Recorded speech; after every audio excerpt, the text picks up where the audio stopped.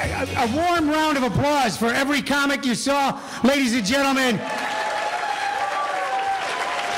435 comics, ladies and gentlemen, you witnessed. I don't know if you notice how this works, but what happens is that after a while, we just tap you on the shoulder in the back and go, it's your turn. And you come up here because you've watched enough people. We put like 35 individuals up here, and it's going to be your turn at 3 o'clock in the morning. So I would nap out, right? I would take off my pants and curl up in a small ball. I'd put my head in my own crotch for like a while. I don't do anything weird. It would be sick. I'm not suggesting sickness unless that's what because you're fucking high. Look at you, look at me, look at your eyes, man. You are loaded. You're like messed up. Like, what are you on? Like smack crack? You're on crack, aren't you? You're lousy. There's nice people here from Mason and shit, and Chandler and Tukaawi and other weird names that people were killed, and then we just named our towns after them after they were decimated, and they're here to have a nice time, you know, before it gets too hot to even vote, and you are here cracked out of your goddamn mind, messing shit up with a nice lady. I don't even know how you do crack. I don't know, you smoke it, you lick it. You're a crack licker, aren't you? You're a filthy crack licker sitting in the front row of a nice Republican state. It's a red state. Don't raise your hand. Your crack smell will make people high with your smelly crack noises. He's making crack noises, right? He's a crack master. They're going to make a reality show about you where you'll make duck blinds and shove them up your ass and smoke crack while you repossess cars. Drunk, screwing people in New Jersey, repossessing people in New Jersey and shoving them into cars where they smoke crack and make duck whistles. That's with him right here, not me, him. I'm the normal one. Are you on some shit, dude? Bingo, bingo, bingo. You ever have that thing where you wake up in the morning, you wake up in the morning, I'm assuming most of you do, and some of you might not, and some of you might not be awake right now. You're just wandering around going, it was 2008, shit was good, now I don't know what the fuck, and I'm scared. I can't pay for shit, yet I still have shit. Something's wrong. I should be arrested, because what I'm doing, people used to go to jail for, but fuck, I gotta live. So I'm staying in my house and keeping this car. Piss on you. So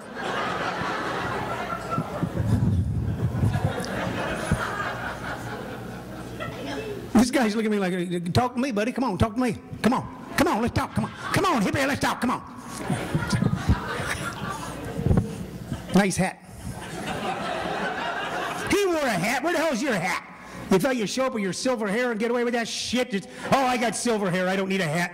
I'm a silverback gorilla, son of a bitch. And usually have to go to the zoo and look at me, but I'll sit in the front row tonight and let people see my silverback for free. You don't have to smell no monkey poop or nothing, or have the kids fucking crying by the penguins because they're dying. No, you can see my hairy silverback right now. You hairy silverback, silver-tongued devil. Let's make out. We're both old enough. Shit. They keep talking about it all the goddamn time. Boy, that shut you guys up fast, man. Because you're going, he's weird enough to do it. He's just a weird dude. I wouldn't make out with him. This dude with the hat. Monkey.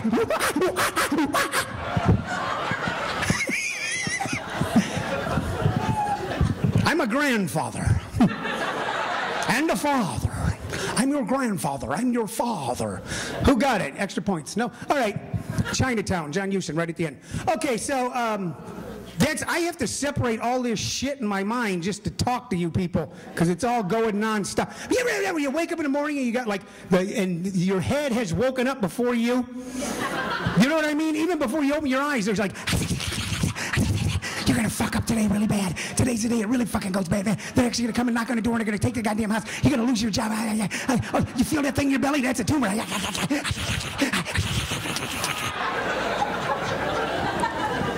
It's gotten so bad for me, I just hear this.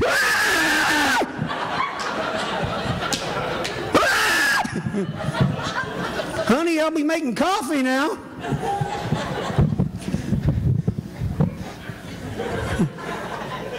You guys laugh hard and then you just quit. You're like, I'm glad you're here Because otherwise, if you weren't here, then people would just say I'm nuts. Because I would still be here by myself yelling shit. They built this building around me because I just yell shit, and they go, well, we can't lock him up. He can't make license plates or nothing. He's fucking... I used to get so high. I don't get high anymore. I obviously don't need to. And I thought I had allergies. I went to the doctor. He goes, no, that's from all the goddamn coke you did in the 60s and 70s and 80s and this morning. And you got a Peruvian rock stuck inside your nose so goddamn pink it looks like a newborn's ass, and it's sucking a hole in your nose.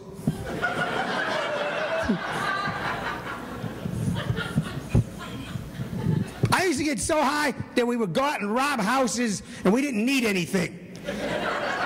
You ever been so high you're in the middle of doing some real stupid shit, you don't even know why you're doing it? You know, you're breaking into someone's house and going, hey, let's take this fucking lamp. And you don't need a lamp because you don't have a house, you know? You're living with some chick and she's got lamps and shit. You're breaking in her house and stealing her lamps and bringing it back in. Go, look what I fucking brought you. Proves how much I love you. Fucking love you. I love you. I quit taking dope 27 years ago. It's like longer than most of you have been alive. I took dope from the time I was like 11. Who here started getting high when they were 11? Round of applause. For, yeah, there you go. The crack man. I'll be doing the crack. We would, we lived in Missouri, and you could, which is why we got high, because we were in Missouri, and we called it Missouri, so we thought, you know, we were cool. Huh? What's that? Misery? I'm going to do the jokes now, okay? Let's get a, no, I love you. Like, forget it. I'm going with him. He's, yeah, so, but the marijuana wasn't very good, so we put opium on it, so that made it tastier. I don't know if you ever smoked opium, but it's very calming. And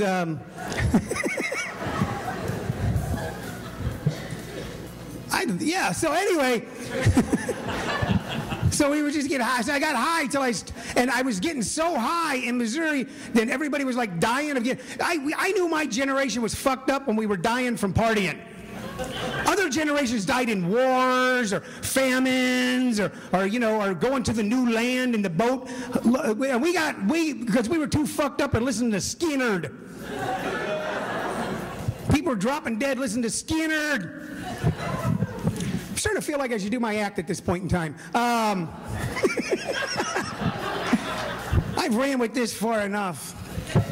I stopped drinking and doing drugs 27 years ago. I quit drinking, I quit doing drugs, I quit smoking, I quit gambling. I'm actually addicted to quitting shit. I'm down to breathing. That's what I'm down to. I'm going to be going to Breath Anonymous. I'm Tony, I'm a mouth breather. It's been 3 days since I breathed through my nose. Good for you, Tony, good for you. Keep coming back. Have you done your first step? I once breathed on a guy without him fucking knowing it. I feel really bad. I had bad breath. I kept breathing on him. I didn't care. It was my dad. I didn't love him. My dad used to breathe on me when I was like 7 behind the house.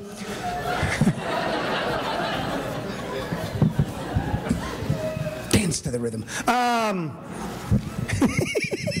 So yeah, so I quit doing all that, and I tell you, I decided when I was still using drugs, before I quit, I was in Missouri, I go, I got to get out of here, I got to go someplace normal, so I moved to Los Angeles, and I lived in Los Angeles for like 78 to 85, I lived there longer, and I was on Hollywood Boulevard when I quit getting high. Do you know how fucked up you got to be to quit getting high on Hollywood Boulevard? You're on Hollywood Boulevard, you're supposed to be high on Hollywood Boulevard, and I quit, and then I moved, I ended up here by weirdness. So it wasn't a planned thing. Like a lot of people, I came to Arizona just for a weekend in December and went, this is really nice.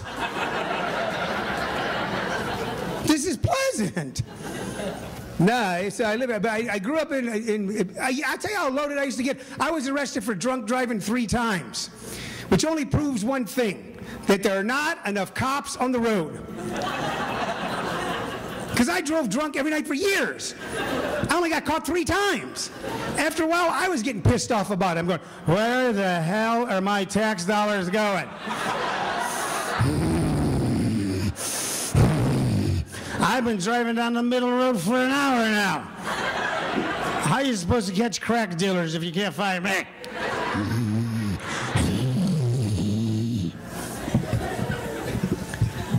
You know someone's drunk when he breathes. How you doing? This is my brother Mikey. Godfather, who got it? It's 2 movie references. I'm disappointed. So, yeah, girls, yeah, ladies, women, chicks, whatever you want to call yourselves. I'll stop there. If you can't laugh with the group, just don't. You understand? There's a group laugh going on here. And I must say that this side of the room is doing so much better than this side of the room. Did a Valium truck, really? Did a Valium truck break down in front of you fuckers on the way here? Tell some jokes, we can dance too. We drove in from Gilbert. Gilbert! Our town's named after a minor character on Leave It to Beaver. We are hateful. Wait, they came out too, okay? Fuck them. Hey, you know what? And I mean this, because I love people when they're sitting in front of me.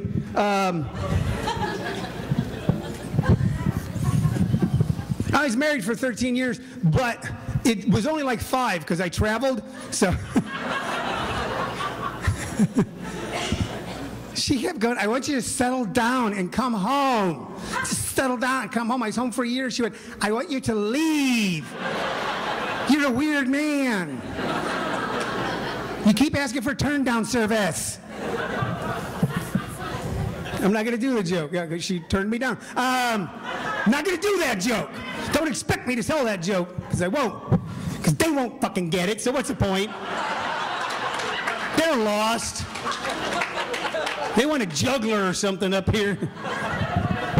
Sing Led Zeppelin like Elmer Fudd. The stairway to heaven.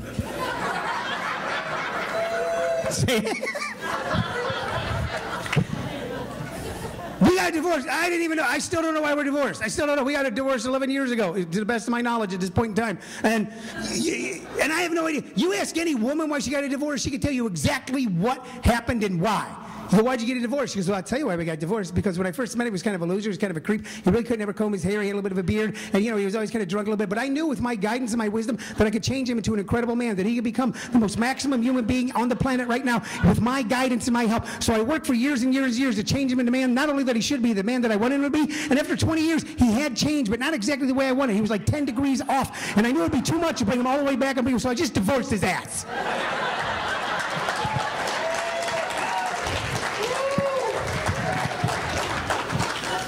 You ask a man why he got divorced, he goes, I don't know. I don't know what the hell happened. I thought everything was good. I was sitting home one night watching TV, fell asleep on a couch. Woke up the next day, couch was gone. So was the TV. 3 weeks later, I realized the old lady had split.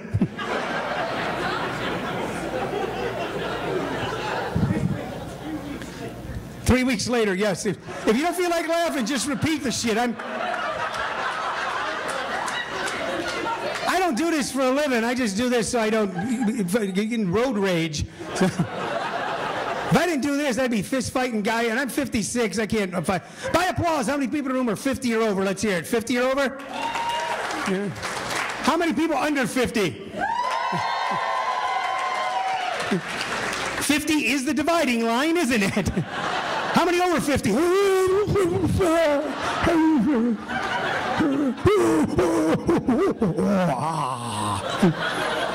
How many under 50?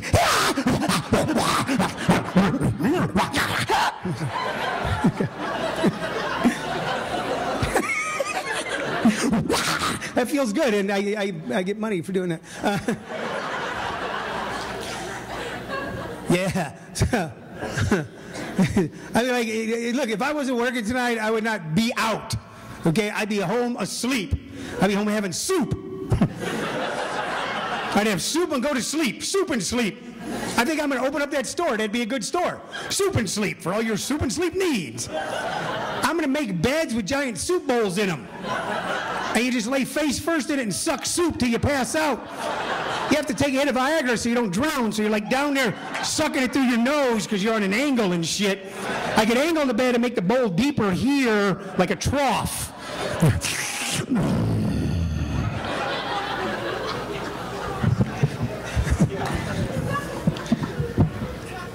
Oh, yeah. So, the weird thing is, you know, people, you're over 50, man, we are still the pill and drug generation, aren't we? We are. I've been taking pills and drugs my entire life. I now just take them for different reasons. I used to take pills to get high. Now I'm taking them so I can go to the bathroom. Or not go to the bathroom at the wrong time.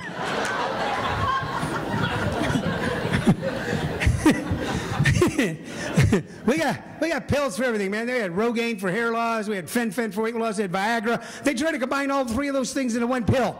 It didn't work out. The dude ended up with a thin, hairy erection.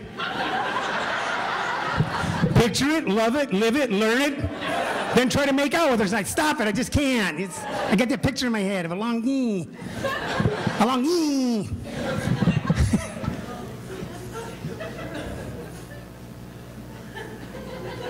What, you guys don't take a break at work?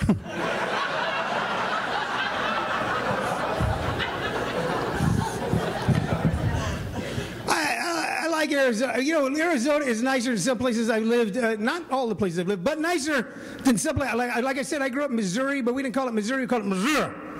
Where I grew up, we called it Missouri. When people talk, they put ha on the end and everything. How you doing? Ha. Where you been? Ha. Where you going? Ha, ha, ha, ha, ha. It's like a giant phlegm convention right in the middle of the country. People used to get lost in our little town. They could not find their way out because they couldn't understand a single word we said. How'd I get back to St. Louis from here? Well, that's easy, you dumb son of a bitch. You take the ha to the hoo-ha, make a lift at the wah-ha-ha. Then you're there. Meet my boys, huh? Hoo-ha. And my wife.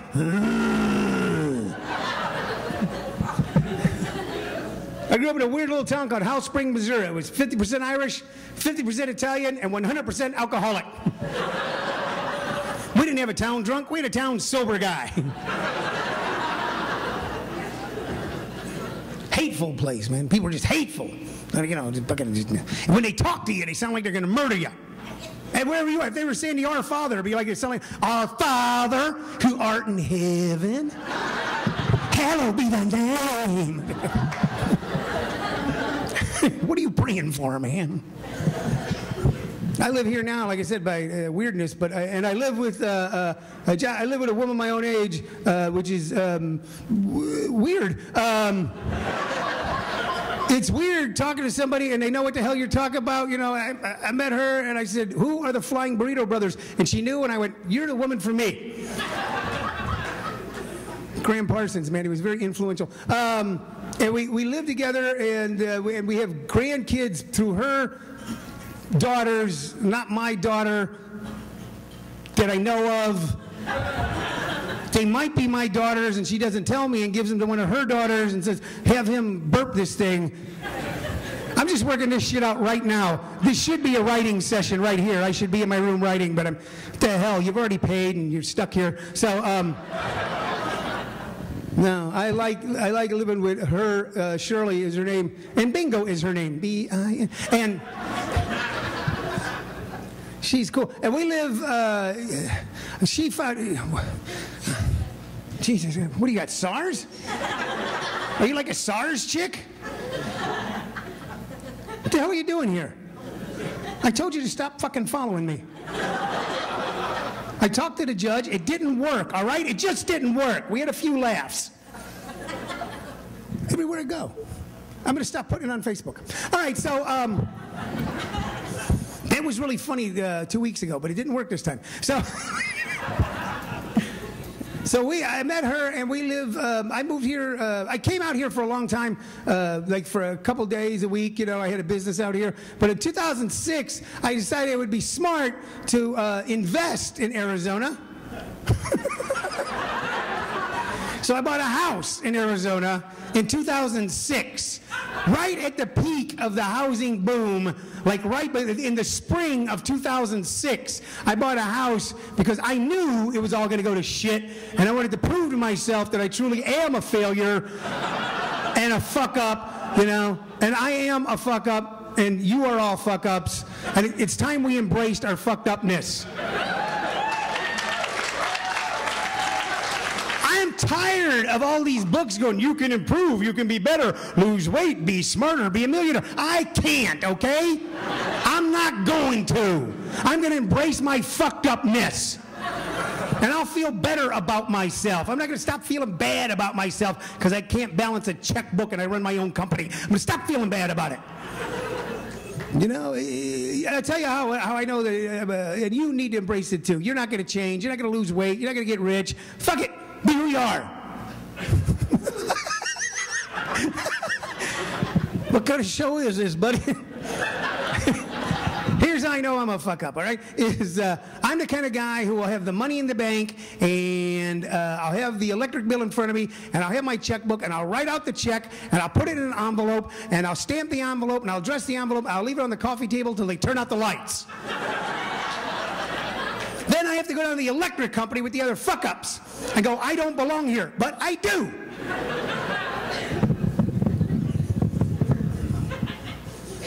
So we bought a house. I bought a house here in 2006. I live with Shirley, and I live there now. And I bought it in a town called Maricopa.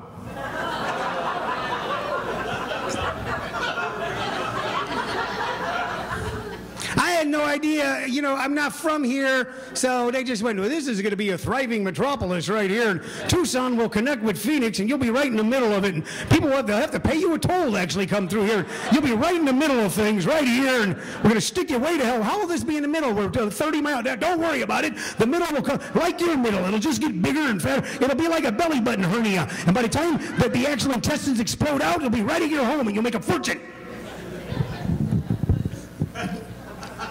The weird thing about that joke is you laughed while I told it and stopped when I was done. That's kind of a good way, but I wasn't expecting that. I thought I'd get a little titter or guffaw towards the end to carry me to the next joke, but no, you don't want to. All right, fine. So, yeah, I had no idea. I bought the house, and if you don't know where Maricopa is, here's how you get there. You take the 10 East like you failed. Like you're going back home to live with your parents in Ohio or something. And when you get to Queen Creek Parkway, you make a right. Okay? And then you drive, and you drive, and you drive, and you drive, and you drive, and you drive, and you drive. So you go, who the hell would live out here? That's Maricopa. The other way to know you're in Maricopa is like you're coming back from San Diego to back away, you drive, go, oh my God, what's that smell? That's Maricopa.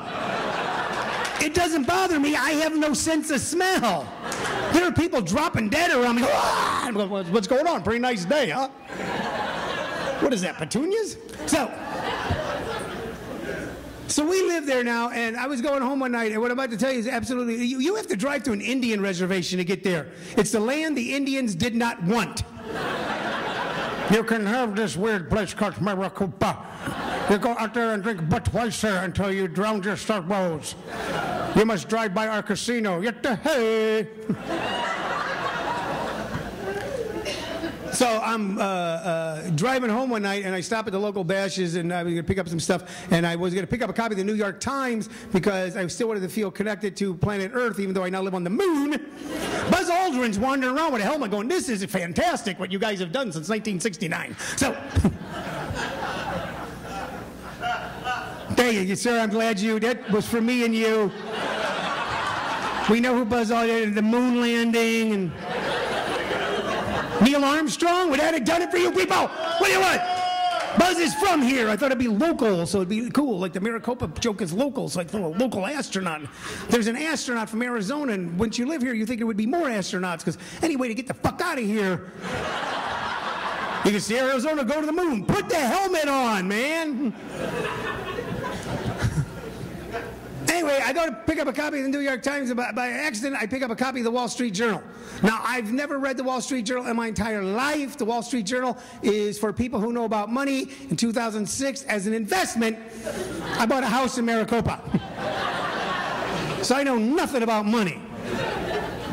But I take my newspaper home, and because I live with Shirley now, and I love Shirley, and I don't ever would upset her, I read my newspaper in the bathroom. Because it upsets women when we read the newspaper.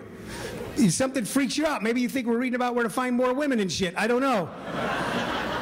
But if you're reading a newspaper in front of your wife or girlfriend, if you ever like lower it, she'll just be staring at you like... And then she'll ask you what you're reading about, you'll tell her, and then she'll tell you about her daughter for like an hour and a half. I know she's going out, this guy, he's a musician. They say he's okay, he's like one of the best musicians in Tempe, but maybe he's not really going to be a stand-up guy because he has a job being a carpenter, but I don't know if that's going to work out. I go, okay, I'm going to the toilet. So I'm sitting in the toilet, and I'm reading, and what I'm about to say is absolutely true. I'm reading my Wall Street Journal. I'm reading my article on the front page, and it says continue on the next page. And I turn to the next page. There's my article at the bottom. But at the top of the next page is a giant headline that says, "Dream dies in the desert, Maricopa, Arizona."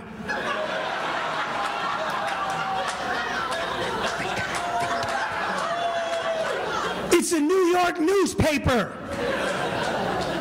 They had to find us. It says that ground zero of the American home foreclosure crisis is the bedroom community of Maricopa, Arizona.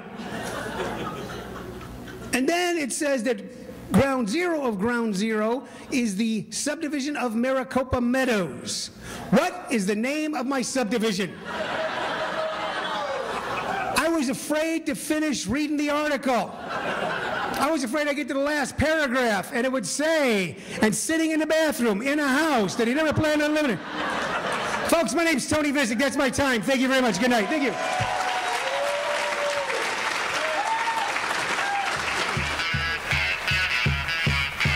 Tony Vicich, everybody. Did you guys have a good time? You guys, coming up next week, we've got Ken Kaz here. Has anybody seen Ken Kaz? Is he awesome? Oh, yeah. Oh, yeah. He is awesome. And I want to give all you guys free tickets to the show. If you can't use them, give them to somebody else. This guy is absolutely hilarious. He's got 2 oh, yeahs. Okay? 2. I guarantee he's funny. If he's not, I'll let you guys cut off my unicorn. Is that fair? You walk in the room, and as soon as you walk in, they all run and do that flop on the bed like... What's that? Who's there? What's that? Is it there? Is it morning already? Yes, that's when they come double down. Oh, sorry, I heard some noise. Guess it's just double down. And I'll do that. I'll actually go around the room like that, and because it's funny, I see how long they can keep the line going, and they start convulsing, trying not to laugh, and they burst into laughter, and then I beat them with hollow reeds.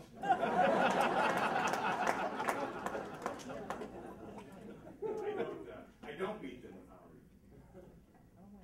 I try to be what's known as a grace-based spirit. Has anybody ever heard of that term? Okay. Well, I'll explain it to you.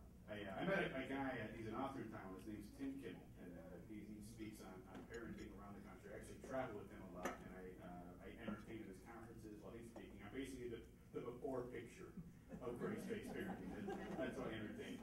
And we met him years ago, and the concept of grace-based parenting is that you raise your kids and show them the same grace and dignity that God shows all of us. It's a wonderful philosophy, it's a beautiful family theology, and it works really well in the morning. When you're fresh, when you've got energy. We notice like early on, like come 8 o'clock, we start to lose a little bit of luster. You know, we go from being grace-based parents back to chase-based parents, and finally just mace-based parents. Basically just squirt them in the eyes with hairspray, just to stun them long enough to catch them. Because they don't sleep. They don't sleep. Why do we even buy kids beds? That's the biggest waste of it. They don't use them. You ever go into your kid's room after they've fallen asleep? They're not even on the bed. They're half on, half out, splayed out all over the place. It looks like somebody shot them out of a cannon. The kids don't fall asleep in bed. they pass out mid-cartwheel. Like a narcoleptic Cirque du Soleil troupe. But once they're out, they're out. You know, they go into that deep sleep, and you envy that about your kids. You know, they go into that deep REM sleep. At that point, you can't wake them up if you try. And you got to get tight strings to them and do a marionette puppet show. They're not waking up until they get a good solid 8 hours. And apparently, we don't get that sleep anymore, do we? No, we don't. What does it even take for us to get to sleep nowadays? We all got to have one of those sleep number beds, a pillow jammed between our knees and ankles, white noise in the background, 3 glasses of wine and a unisound. Just to get 4 hours of that twitchy nightmare sleep. Buy, sell it, no, buy, sell, buy, no. I'm sorry, I did it yesterday, I'm sorry. I'm sorry. I apologize a lot in my sleep.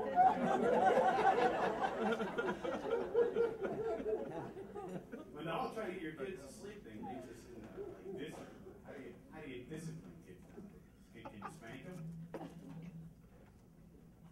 Yeah. Okay, so yeah.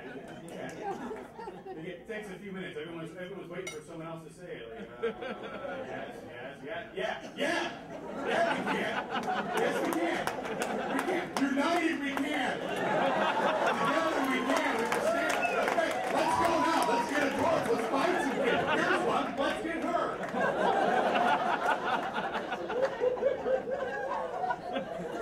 Wait, you see how tentative we are? That's the question. Everyone just sits there and they just wait. Somebody's going to start it.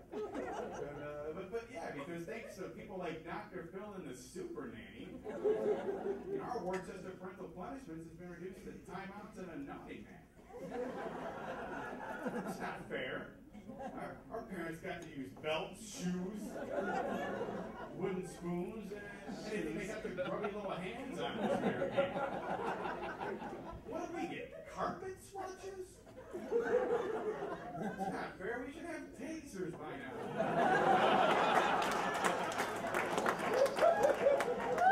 It should go up. It should, babies get further down the line. Maybe not the big old police taser. A little baby taser. Something to lock them up for.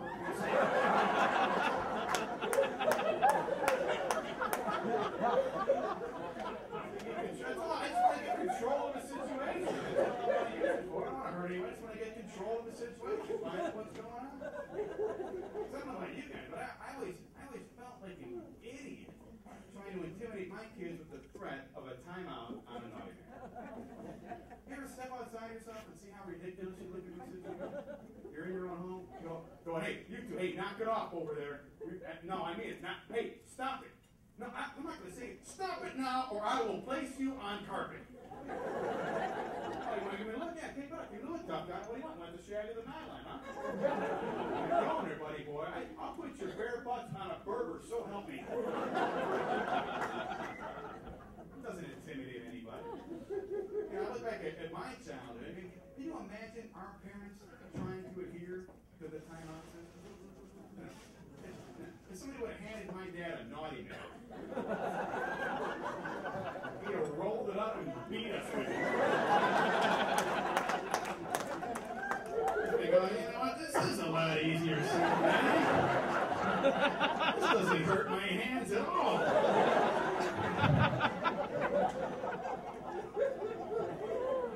My dad didn't have to spank us all that often. He just made it very clear early on that he was willing to. That's what allowed him to move into what I always called the ridiculous threat system of parenting. Remember that? So your dad would make these outlandish statements of what he's about to do to you. My dad's favorite was, you guys better knock it off now or I will drop kick you into next week. For some reason, all my dad's threats involve breaking at least one rule of Newtonian physics. My brothers and I weren't stupid. We could kick us through time and space. But we were pretty sure he could get us over the swing set.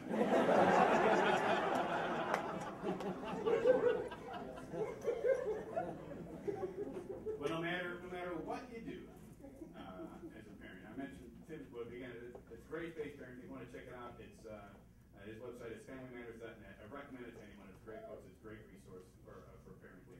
So if I haven't ruined you for being parents forever, check that out when you get started. But with this caution, no matter what you do, no matter how many books you read, conferences you go to, advice you get on TV, parents talk to you, no matter what you do, your kids will always do something that you're never going to be prepared to handle. You just got to deal with it in the field. I mean, for me, one of my favorite stories is we were in Disney World one year, and we were in line for the Small World ride. You guys been in that? That's a fun ride, isn't it? Over and over and over again.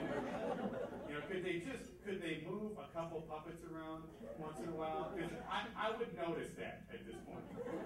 Just move one of those guys 1 foot over, and I'd be like, that guy wasn't there last time. That is pretty cool.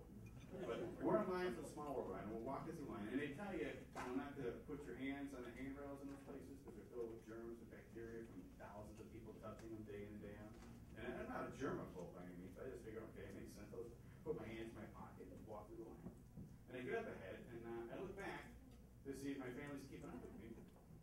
And my oldest son, heir to my kingdom, is licking the handrail. Why? Why would anything do that? My dog has more sense than me. My dog would have went, oh, that's disgusting. But I don't mean like he's just standing there and his mouth's open and his tongue is grazing the rail. He's walking towards me going, for like 10 feet. And you could see a line all the way down the rail where it was been, and you can't fix that. You can't undo, you can't make that better. I mean, who knows what he ingested? And I froze in horror. I didn't know what to do, and I'm looking at him, and I start looking around, and I see other parents noticing. They're taking their kids and going, oh my. And then start leaving. And I didn't know what to do. I literally froze up, and then I thought, well, what would Jesus do? And honestly, if he was standing right there next to me, I think he would have just went, you really got your hands full here.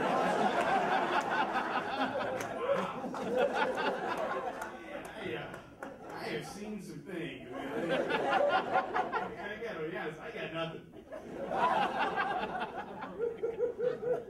And they're such hypocrites, too. They're such hypocrites. About a half hour later, I got everybody out of there. I wanted to restart the day, so I got everybody ice cream sandwiches. I just wanted to restart and get something that would kind of look like his tongue. Try to get some of that stuff out of somewhere.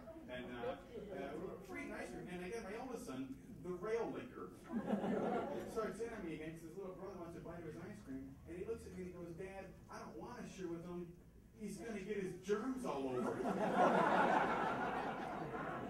And you say you're worried about it. I go, you just licked 10 feet of public handrail. You're worried about his germs?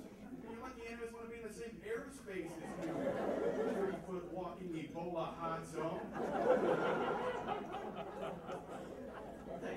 telling you, try the book, try the great stuff out. And if you do it and you think you're good at it, take your family to Disney World. That's the working line. If you can survive Disney World with your grace intact, you got it. You are a good parent. Me, I struggle.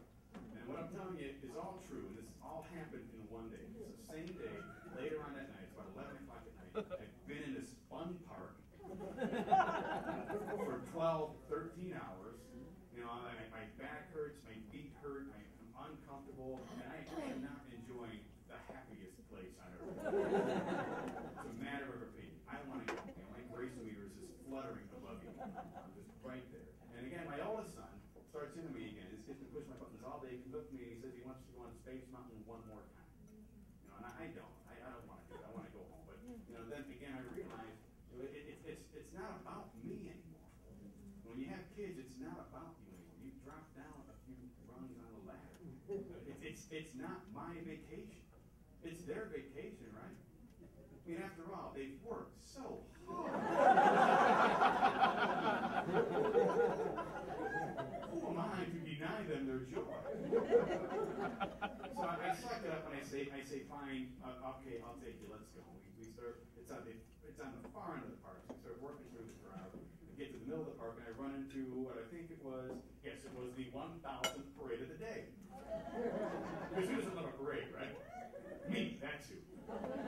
Okay, I can't get across, I got it roped up, and after this parade, the park's gonna close. So now I gotta take this kid, he's 45 pounds, I gotta put him on my shoulders, I gotta run through the crowd to get to the front of the park, to get around the ropes and up the other side.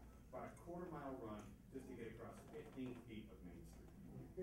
And I do it, and I get clear of the crowd, and I can't carry this kid anymore. I was that uncomfortable and that much pain, I just can't do it. So I get clear, and I pick him up, and I start to set him down. And for some reason, I still don't know why, I got my favorite shirt on, but he reaches out, grabs my shirt pocket, rips it off, rips my shirt down to my belly. Just standing there with a flap of shirt blowing in the wind. And you can almost hear it. You just heard, ding, you are out of grapes. It's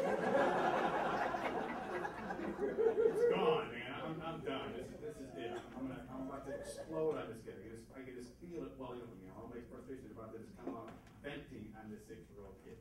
I mean, but before I can get a word out, this kid, this 6-year-old, 45-pound skin and bone kid, looks up at me, looks me dead in the eye, and goes, "Don't worry about the shirt. Worry about the ride."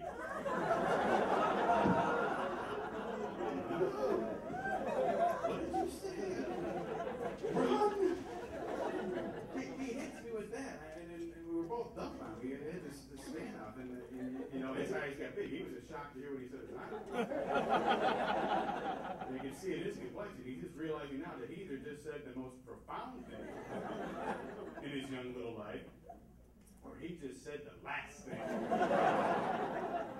in his young little life. And I just remember that word grace popping in my head again, and I said, oh, okay, hold on, you know, take a step back. You know, a lot of times the parents say that's one of the key things you do, is just take that beat of time, that moment of time to collect yourself before you react to what your emotions are wanting to do and what your physical discomforts are wanting to do. And just step back, and I said, okay, what just happened here? What really just happened? And did the kid mean to rip my shirt? Was that an act of defiance or disobedience? No. He's a 6-year-old kid in Disney World.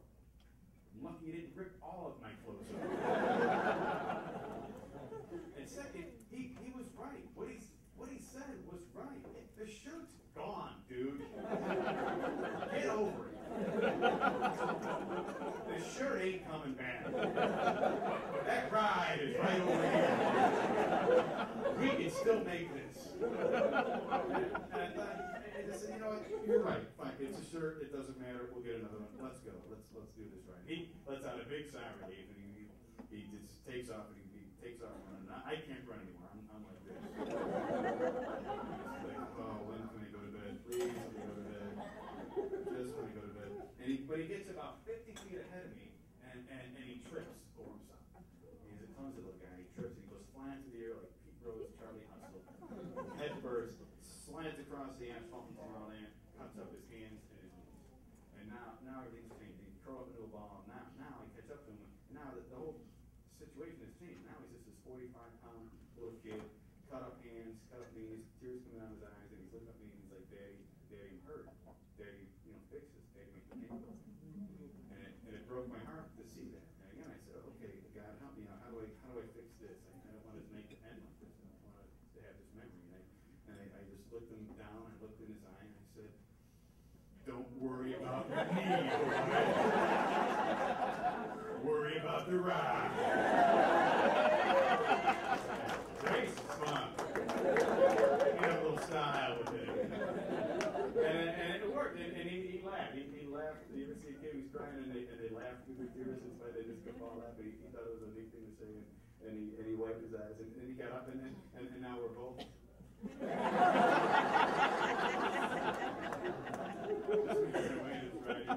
And we caught the ride, and it was a fun ride, and it was our last ride of the night. And it's one of my favorite memories still so far as a parent. And I remember, I don't know, he was 6. I don't know if he'll remember, but I remember that night I finally got back to the hotel and I'm laying in bed, and just before I'm about to fall asleep, I remember thinking I was so grateful that somebody got to me with just the message of grace, just that concept, and started explaining it to me. Because I know if I hadn't received that message from somebody, I know what I would have done in that situation. I would have let my emotions and my discomfort do all my talking over, and I would have unloaded on this little kid in Disney World, and he would have never forgotten that. And so that's why I like to tie in Grace message with this particular show. And again, I hope you get a chance to check it out, Grace-based parenting. And I do think that if we can, collectively, if we can raise a couple of generations of Grace-based kids, and maybe some of these problems we're seeing in the news every day might start to go away. Yeah. Wow.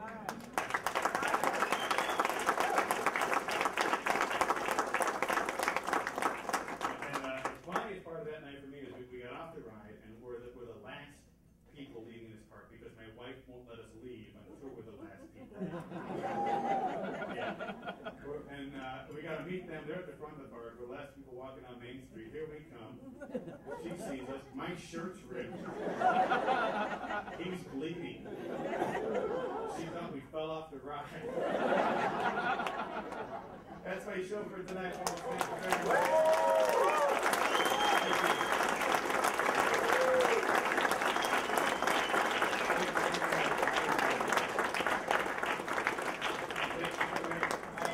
I have plans to go back here after Thanksgiving. I'm going to go back and do a whole different show with the same stage. I'm going to change it. It's going to be my Christmas show and talk about all the joys and fun of being the Christmas season and all the fun we get to have with that. So come back and check that out. And right now, I got a few of my friends that want to come up. We're going to run some stand up for you. So your evening's not over just yet. Stick around, enjoy yourselves, and have a great weekend. Thank you.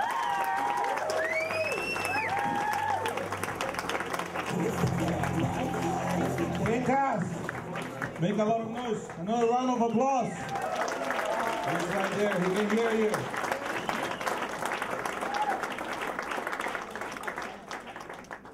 Are we having fun? Yeah. Well, we're going to continue right now. My name is Guillermo. Guillermo de Jesús Julián Robles Chapetón. Oh, but you guys can call me Doctor Guillermo de Jesús Julián Robles Chapetón. Why not? I'm not a doctor, but you're going to mess it up anyway. Yeah. We have a very special treat for you tonight. We're going to have some comedians that perform regularly at the main stage at the Tempe Improv come here to the Wonderama Theater and do some short sets for you guys. So give it up for them.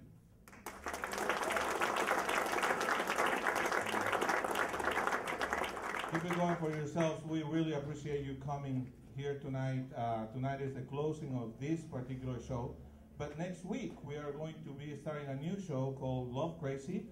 And we're going to have the amazing Rich Shiner be here with us. So we hope to see you guys for that show as well. If you haven't gotten some VIP passes, please see one of us, Robert or I, after the show, and we will hand you a couple so you can invite your friends. So we have that coming up. Another announcement that I would like to make is that as we leave the room in a few minutes, we're going to be leaving off that door on that side. There are bathrooms right around the corner, so we have another show going, or the main stage has another show going, so there will be a lot of foot traffic here, and that will make it easier. Having said that, are you guys ready for more show? Yes, fantastic. There's one more thing that I want to do tonight, because I see that there's a few kids in the audience, and I think that is fantastic. I think that kids, coming to live entertainment, and specifically to support live comedy is something commendable. So for every kid in the audience, please give a round of applause. I have a very special friend in the audience. Her name is Mina, and she is 6 years old. She's sitting in the back. So I'm going to give her a gift right now. This is something that you guys can tell at school on Monday. You can tell your friends the following joke, which is the first one I ever wrote. All right? Mother balloon and baby balloon are floating across the desert. Baby balloon turns to mommy and says, "Look, mommy, there's a cactus." All right, guys.